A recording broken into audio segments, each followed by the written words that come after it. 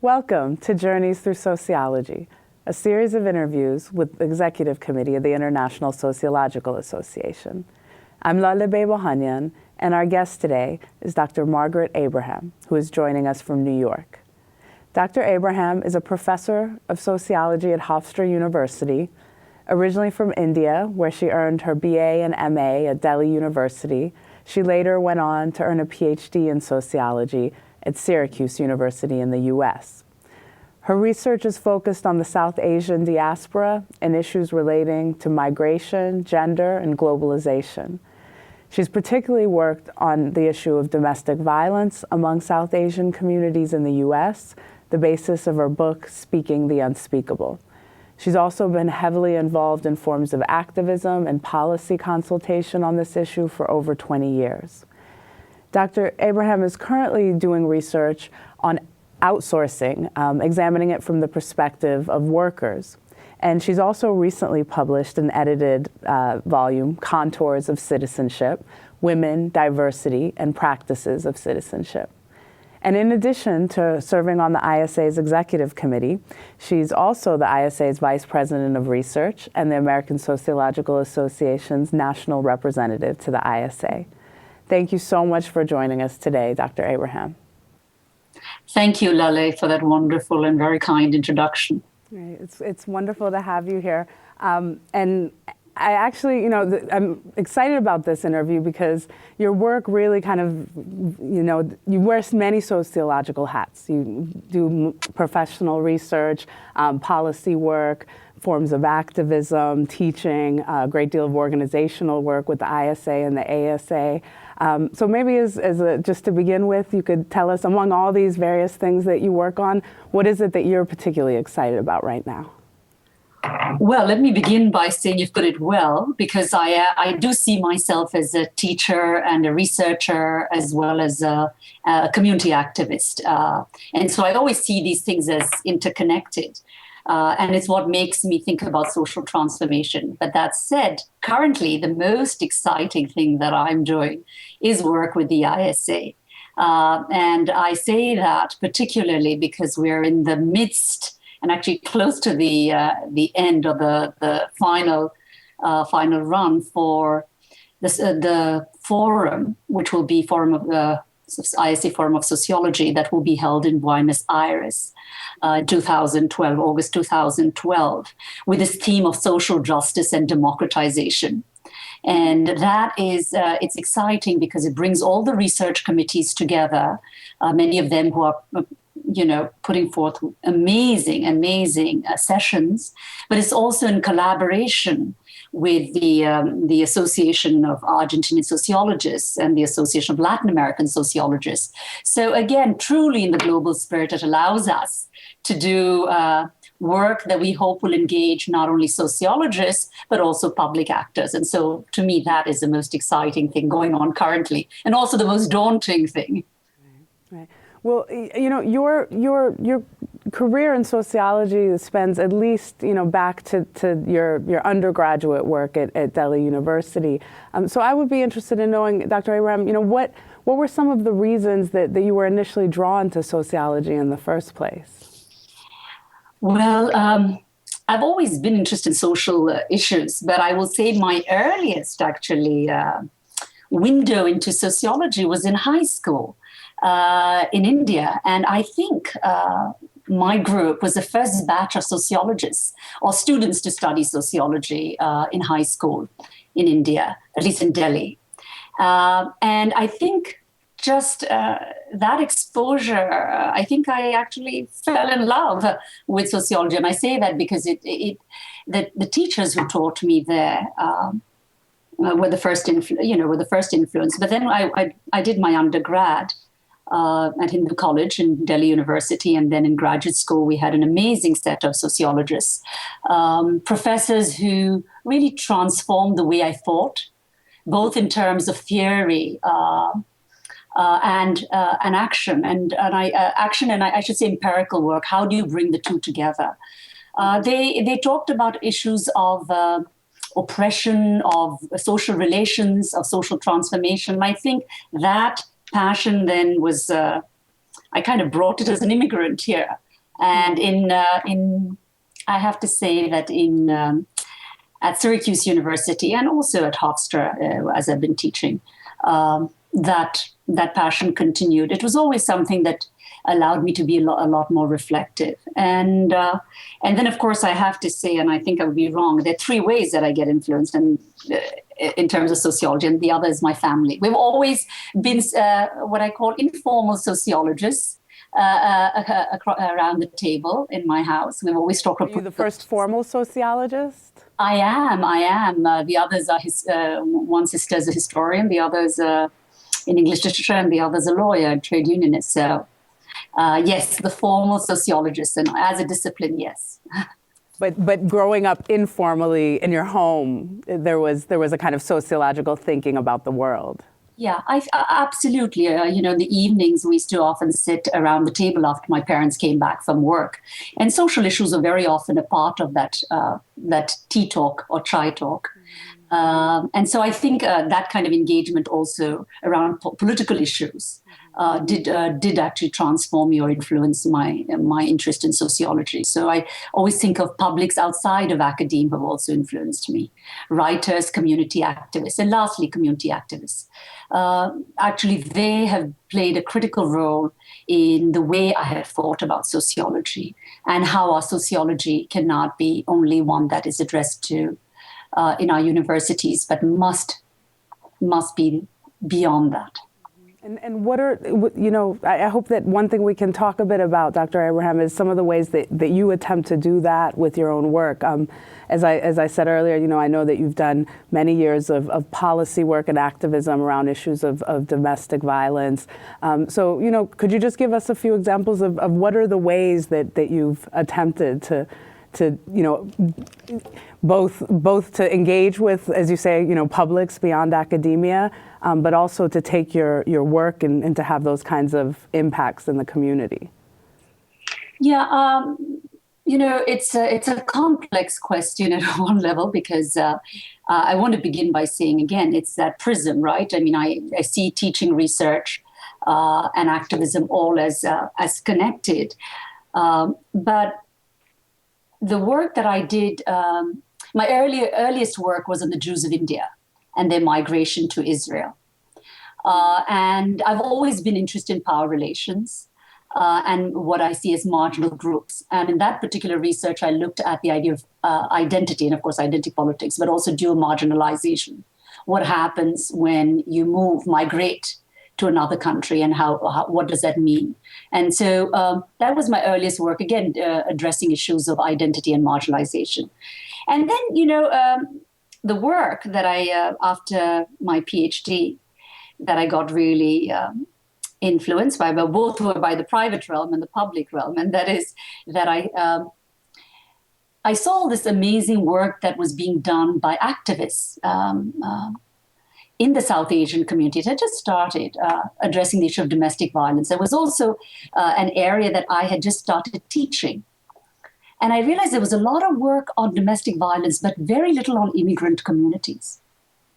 And it was almost as though that this was not an issue within within South Asian communities. And it was that wonderful ability to be then look at these organizations and say, how do I give back also to a community that I'm very much a part of? Because it was at the same time I was making the decision to stay with my partner in the United States. And so that's what I mean by the public and the private, and they worked out well together.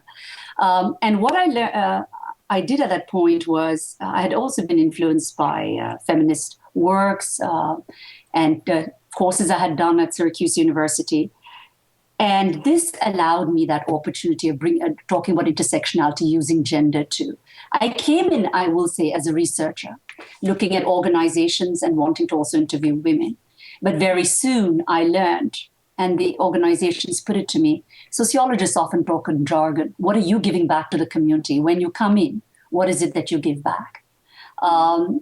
And I have to say that was my first kind of, well, I wouldn't say first, but it was something that struck home as to what as researchers do we bring to the table. So that shaped my lens about how whenever I do research, I need to do research that doesn't only look at one audience, but also, and doesn't just take, but how can it bring about social transformation? And I felt very seriously, and I made that commitment both to the women who had the courage to speak at the time when domestic violence was not being spoken about in our community, and putting that out.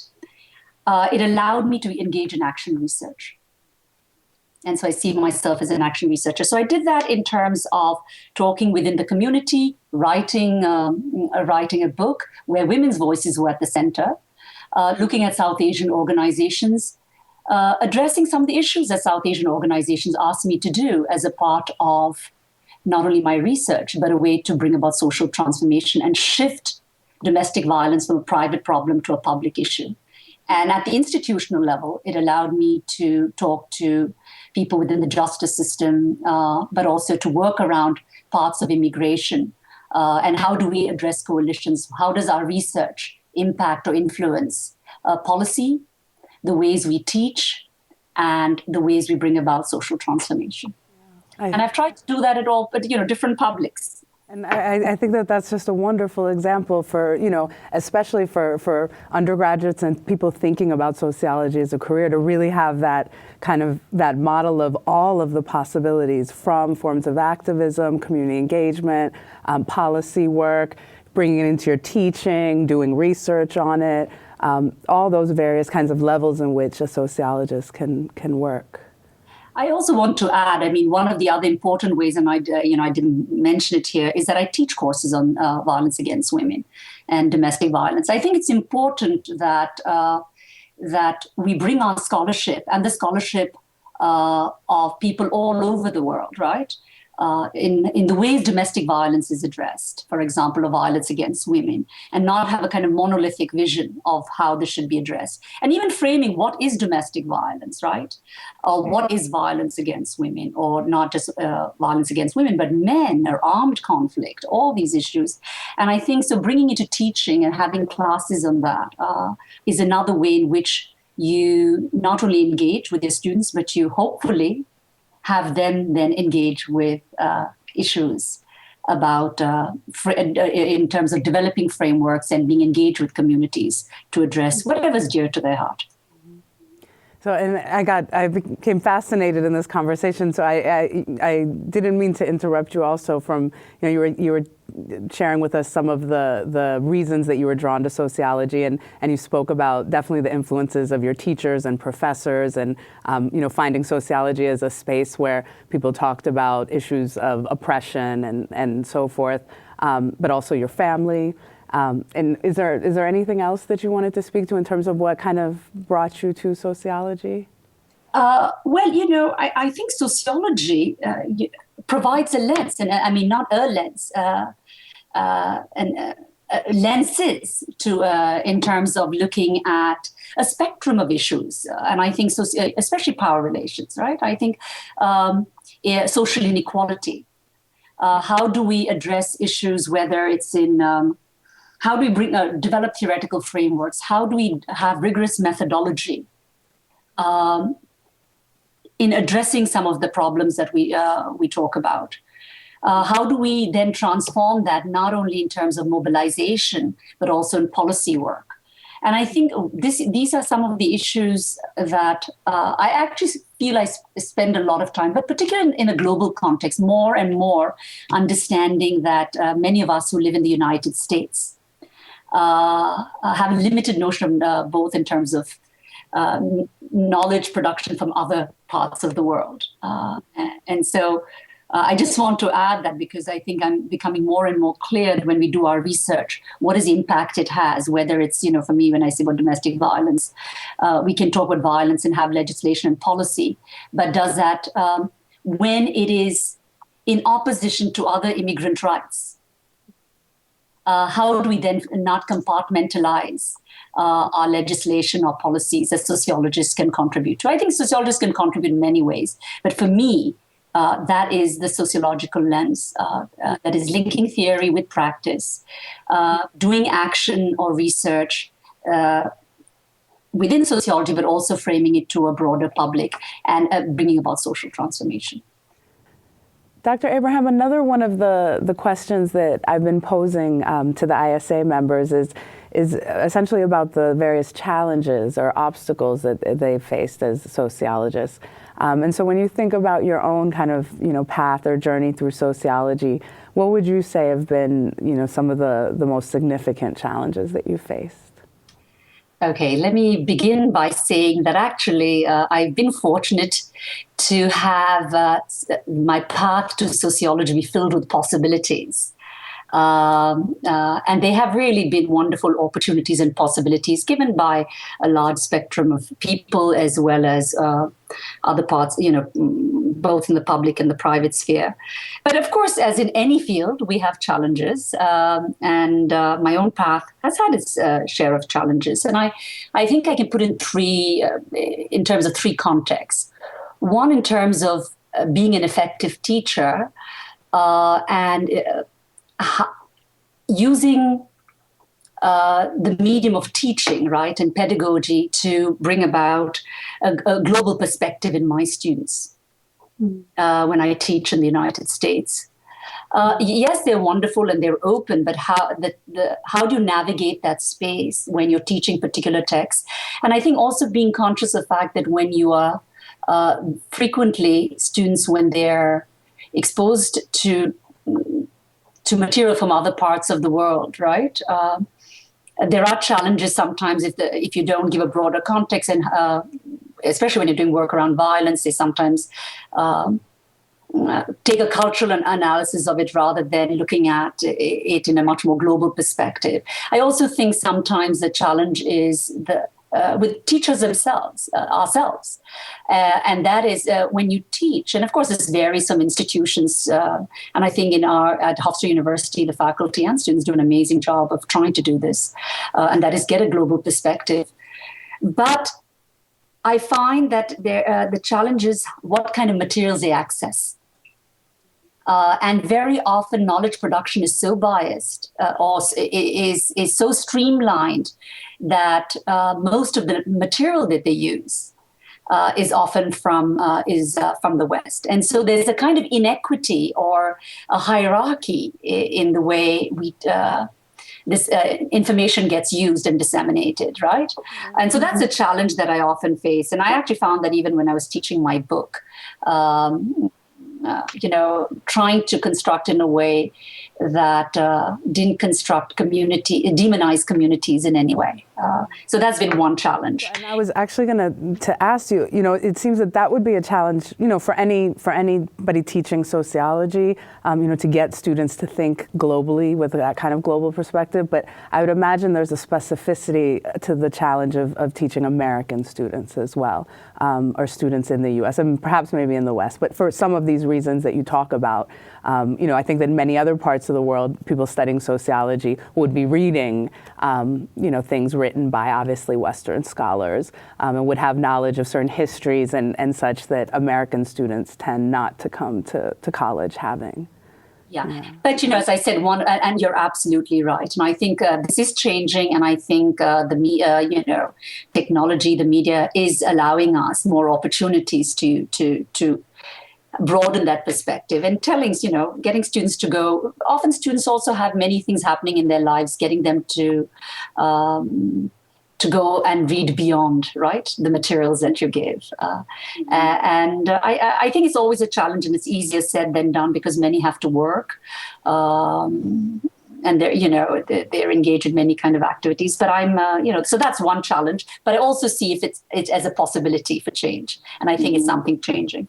The other is the challenge of doing research and action. Sometimes working out those spaces is complicated because you can be engaged in research, right? But how do you sustain both research and action? And how do you see that your work and your research is what the community wants and needs? And being very sure that that's an essential part of what we do as a research. And how do you sustain that kind of research and action? And it is challenging because, a part of it is increasingly so in a period of funding, right? I say this in my research, and that often this kind of work is work that doesn't get funded in the same way. And you have to be careful that it is not funding that defines your research, but really research that communities want. And the two may not always go together. So that's sometimes a challenge. And I always try to balance. And how do you become sometimes so engaged in your activism that you're not doing the research that you need to do to actually do that action? I get this question very often. How do you kind of juggle all those balls? And I think it's the question I wanted to ask you earlier when you were talking about all the layers of work, and books still get published and classes still get taught, and how really do you juggle all those things? I get a lot of help. I have a wonderful partner who also does share and does actually read a lot of my work, and gives me ample criticism. But I think it's on the work, critique on the work. But I think it's having a supportive community and prioritizing. And I think at different times in your it's contextual. It depends on what is important at the time, but it also means that. Spending many hours doing these things, and because I feel passionate about it, it makes it much easier. And the last one, and I think I've kind of intersected this earlier, is how do you, in terms of the research and action, I do want to mention that also how do you build collaborations and effective partnerships that can be sustained? And I think many of us who are sociologists and researchers have to really think about that. So for my work, I think about it. We've had a wonderful movement in terms of domestic violence and bringing about change. But then we've been able to pass legislation like Violence Against Women, Women's Act in the United States. But it's also led to increasing criminalization. It's led to funding patterns that segment us, saying stalking, domestic violence, date rape. And I think it's a problem because it leads to kind of as I read in a blog somewhere, oppression Olympics, where you're all trying to, it's like you're trying to race which is the most or comparative suffering to get the funding. And I think research should not be funding driven in ways that don't look at those who may be at the margins and may not always have the same access to research. And this happens also, and this comes to my third point, the challenge is research at the margins. Often research done by scholars who are working on minority communities or in areas that are not mainstream are seen as special cases. So when we talk about domestic violence among South Asian immigrants, it's seen as a special case. It's slotted, it's hedged, it's whether it's in teaching or in research, not that it's domestic violence. And that's a problem. We don't want to be in a syllabus just in one chapter or in one little corner, right? Or even if it was a syllabus on, let's say, immigrants or diaspora, then it would be a gender kind of section. Exactly. So gender or class. Or race, or ethnicity, or citizenship, right? I mean, for me, all those are important when we're doing social justice issues. So, for example, even if you're doing social justice and democratization, or you're doing a country, you just take one little piece and give that as a special case. So how do we really bring research at the margins to the fore? And two important parts of that. How do we not leave most of the scholars from the Global South as a footnote? And two, how do we see that that very often we're citing these researchers who have done amazing teaching, but it's our work, it may be the work of the mainstream that gets cited, but not the original work. How do we do that so that scholars who have written amazing pieces get also it's a challenge. I think it's always a challenge. I'm also reflective. And how do we also encourage younger scholars? And so for me also as a teacher, as a sociologist, that it's not only what we write, but it's also how do we mentor and how do we engage with early career sociologists and budding sociologists and learn from them. And sometimes it's a possibility, but it's also a challenge. And it sounds like a lot of these, this as well as the issue of bringing kind of research on the more margins into the forefront, that this is perhaps some of what fuels all the organizational work that you do as well, and the great deal of time you invest in the ISA, the ASA, and I'm sure many other kind of organizational work that you do? It's actually very gratifying. Yes, there are moments where one is tired, but it actually allows.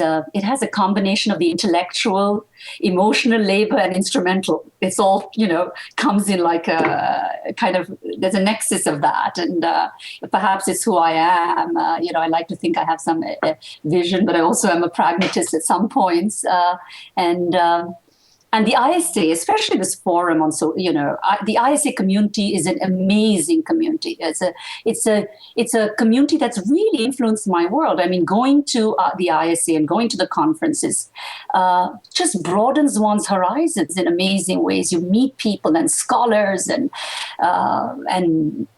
activists and people doing interdisciplinary work who just change the lens with which you look at scholarship and research. And, so the reason I say this is the social justice and democratization theme, right, is once again, it forces me to think of a spectrum of issues and how they're connected, and looking at, when you look at all these wonderful sessions that are being done and the kind of collaborations and the themes that are being put together.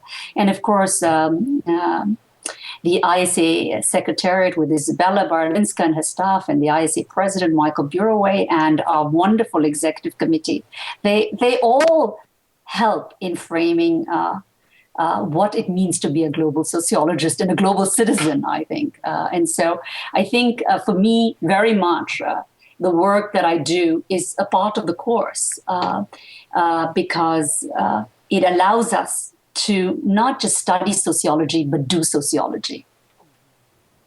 Mm-hmm. And in an increasingly global manner. Yes. You're right. I mean, spaces, what ISA, when working at ISA just has opened up new horizons, and ASA too, the ways I work, it allows us connectivities. SWS, Sociologists for Women in Society. But I also want to say that what you see as somebody working on all these the possibilities of collaboration, but going across time and how you can use technology. I mean, just look at what you all have been doing. And it just opens up a new way to look at sociology and what sociology can do. Yes, it's exciting. So, Dr. Abraham, unfortunately, we're short on time. And there's one question that I always end with, which is, if you had not been a sociologist, can you imagine another kind of career path that you might have taken? And in your case, you're quite an eclectic sociologist, and there's many kinds of things you do within being a sociologist. But if there had been another path for you, what do you think it might have been? Well, yes, I like to think of myself as the intersectional sociologist, right, or the intersectional action researcher. But yes.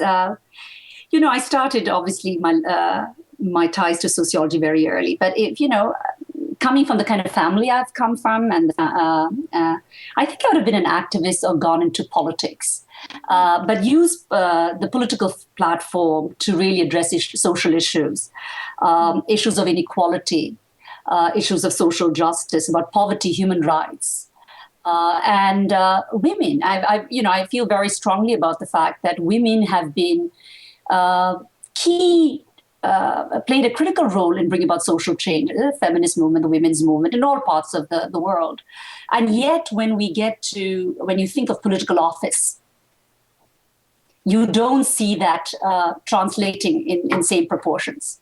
And so, yes, I would like to have been be an agent of change through politics. But on a much lighter note, and I want to end with that, I tell my students this. Actually, what I would have done if I wasn't a sociologist, and if I wasn't going into politics, I would have had a cooking show. Really? And it would have been called Stirring It Up, Cooking and Talking Politics. Wow. So, and it would be a cooking show that brought people in, and we'd cook and eat, because cooking plays a major, not cooking, eating actually plays a major role in my life. But we were discussing political issues. I adore this idea. I think you should do this. And it would be a way that we could, because, food cuts across cultures, cuts across generations, but we'd also have a huge audience to who we'd make the political process so much more exciting. I think that's a wonderful idea. I hope that we see that someday, yes. I'm calling it Stirring It Up. I hope we won't be cutting too hard when we decide that the vegetables too hard in a tough way when we don't like the politicians we're talking about. Well, Dr. Abraham, it's been so wonderful having you with us today. Thank you so much for taking the time to be with us. Well, thank you, Lale, and thank you to the team. I think this is a wonderful, wonderful thing that you're doing, and I hope we'll have many more conversations outside of this as we move forward. I hope so. I look forward to it. Yes. This has been another Journey Through Sociology with Dr. Margaret Abraham. Please join us again next time when our guest will be Dr. Dilek Cindoglu, who will be joining us from Turkey.